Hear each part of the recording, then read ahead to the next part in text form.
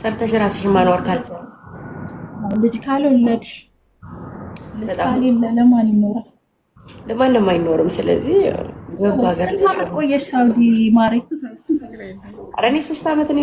3 ዓመት ብቻ 3 ዓመት ብቻ ካሜራ ይለጥረሽ 3 ዓመት ብቻ እኔ ብቻ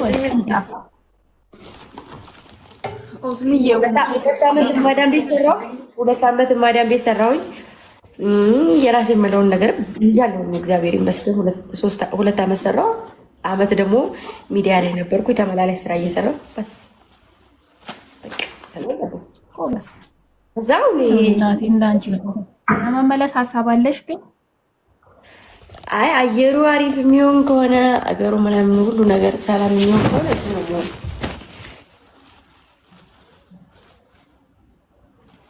አይ አዲስ አበባ እንኳን ምንም የለም። አሁን ወደ ክፍለ ሀገር ምናምን ነው እንጂ ሰላም የጠፋው። ዋናው ደግሞ እሱ ነው። አንተ ደግሞ መቼ ድረስ ትኖሪያለሽ? ቤተሰብ ዋናው ቤተሰብ እኮ ነው።